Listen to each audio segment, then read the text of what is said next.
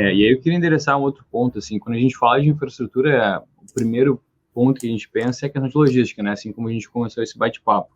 Mas existem vários outros subsetores, né? E aí eu queria ouvir a opinião de vocês, aonde tem mais oportunidade em termos de rentabilizar o capital e onde é mais gargalo da economia. Eu cito alguns, assim, que eu acho que lendo alguns materiais me faz bastante necessário mencionar. Então, a gente tem, por exemplo, a geração de energia limpa, né? O Brasil já é uma referência em termos de geração limpa, mas com a crise hídrica, a gente inevitavelmente acaba indo para as termoelétricas, não necessariamente, né, acabam sendo as mais ESGs, né? Também menciona aqui a parte de tecnologia, questão de fibra ótica, data center, o 5G, o saneamento, como a gente brevemente colocou um pouco, e também mobilidade urbana. Então, são vários subsetores importantes de infraestrutura, e, enfim, eu queria que vocês mencionassem um pouco deles também. Perfeito. Gabriel, quer tocar? Sim, claro. Vamos lá. Olha, acho que a gente tem infraestrutura, você tem talvez dois fatores aí que são relevantes na hora de você olhar a oportunidade de investimento, né? Um deles é o tipo de, o quão monopolista você é com relação àquele ativo. Então, por exemplo, quando você, dentro do arcabouço regulatório de terminais portuários, você pode ter uma aprovação para fazer um terminal de uso privado no lugar X, e do seu ladinho pode alguém abrir um outro terminal de uso privado para eventualmente competir com o seu, né? Você precisa ter aprovações, mas você tem essa competitividade. No caso de uma rodovia, por exemplo, você tem um planejamento mais centralizado, né? Então,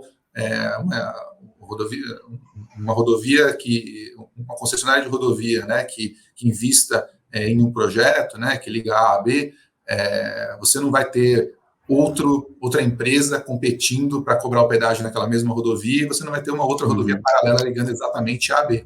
Você pode ter, sim, eventualmente, modais que mexem no fluxo e na demanda, né, desses projetos ao longo do tempo, conforme eles vão acontecendo, sendo lançados. O Miguel deu alguns exemplos aí de ferrovias, né, para escoar a produção, que provavelmente vão ter impacto em rodovias que têm trechos aí paralelos, né, a essas ferrovias, mas, via de regra, você tem algum tipo de atuação monopolista ali. Outra coisa por exemplo, um projeto de uma grande hidrelétrica, né, onde você tem ali aquele projeto, aquela concessão, nenhuma outra empresa vai vender aquela energia produzida naquele projeto. Então, tem diferentes graus de monopólio que você tem sobre determinado ativo, e isso daí impacta na percepção de risco do projeto, e, consequentemente, também no retorno exigido. O outro ponto é o quão estáveis ou quão conhecidas de antemão são as receitas do projeto, né? E os seus custos também, consequentemente, a sua geração de caixa, que é o que, quando você faz investimentos de longo prazo, né, é o que mais importa, né? Por que você consegue ter uma visão de longo prazo para a infraestrutura e não consegue ter uma visão de mesmo prazo para um retail? Porque dentro de infraestrutura você tem um grau de confiabilidade desses fluxos futuros por conta dos contratos nos quais eles estão baseados. E aí você consegue ter uma visão de retorno de longo prazo de investimento, uma visão de longo prazo de dívida, né, no caso dos credores.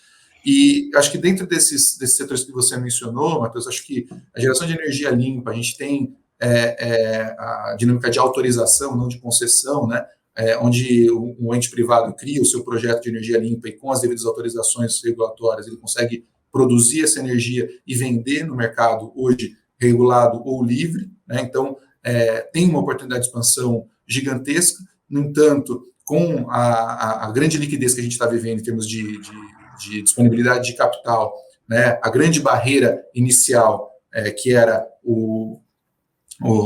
a barreira de alto capital necessário inicial, ela se reduziu, e a gente viu uma proliferação de projetos, principalmente de energia solar, né, no país. Então, a gente tem hoje uma abundância de projetos e uma demanda de energia, ainda resquício da nossa crise desde 2016, né, que ela vinha menor do que o previsto no início da década passada. Então, a gente hoje tem um superávit, vamos dizer assim, de projetos de energia renovável, que a gente pode observar pelos preços de energia comercializados nos leilões de venda de energia, né, os leilões para PPAs, que a gente fala, para contratos de compra e venda de energia regulada, né, que estão sempre em mínimas históricas, né.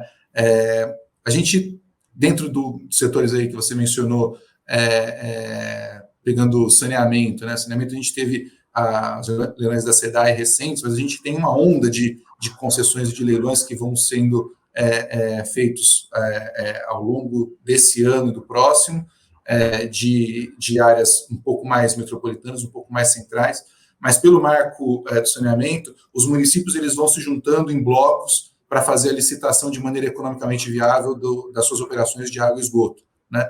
Então, a gente vai ter ao longo dos próximos anos, até 2033, aí, que é quando a gente tem aí a previsão pelo marco regulatório da universalização do atendimento de água e esgoto, a gente vai ter aí uma leva grande de concessões que vão exigir muito capital. Esse é o tipo de concessão que talvez exige um maior volume de capital, não parece, né? Porque basicamente está falando de colocar rede de distribuição, né? Tubo, né? Mas exige muito capital. Então, e tem um arcabouço regulatório também que, do ponto de vista de contrato de concessão, é bem estabelecido, mas, por outro, é uma competência constitucional dos municípios. Então, veja, diferente da energia elétrica, que tem uma visão mais federativa, federal, no caso do saneamento, a Constituição dá essa responsabilidade para os municípios. Então, até esse marco do saneamento aqui que a gente teve mais recente, já tiveram alguns, a gente ainda tinha cada município tentando por si só criar o seu contrato de concessão, explorar aquela concessão, e eventualmente trocava de governo, vinha algum prefeito que não concordava muito com aquilo e tinha algum tipo de discussão. Então a gente já consegue ter um arcabouço mais bem formatadinho, uma Agência Nacional de Água se tornando mais robusta para poder ajudar, né, nesses desenhos de concessão e ter oportunidades, talvez, para os investidores um pouco menos arriscadas para ter exposição nesse setor. Falei de dois aqui, acho que tem, você comentou um pouco de telecom. Telecom é um negócio mais oligopolizado, principalmente pelas grandes, do ponto de vista de serviço móvel pessoal, né? Ou seja, telefonia celular, telefonia fixa também, porque a gente tem visto um pouco de competição nas empresas de fibra ótica, né? Então, a gente teve IPOs recentes aí, transações de dívida recentes para as empresas de fibra ótica. A gente está passando por uma consolidação nesse setor, que é bem interessante, né? E a gente também tem o setor de torres de celular, que é o que a gente fala de compartilhamento de infraestrutura pelas operadoras de telecom, onde cada operadora tem a sua antena, mas a torre onde a antena fica colocada, ela é de propriedade de um terceiro, que executa isso numa exploração quase que imobiliária, vamos dizer assim.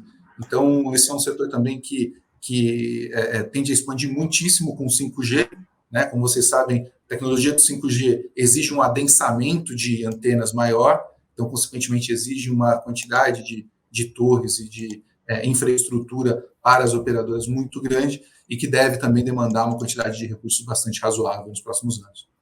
E aí, pessoal, tudo bem? Stormer na área. Bom, para dizer que se você quer ver os conhecimentos que nós compartilhamos toda segunda-feira ao meio-dia aqui no Almoço Grátis aplicados em seus investimentos, você precisa abrir uma conta na Liberta.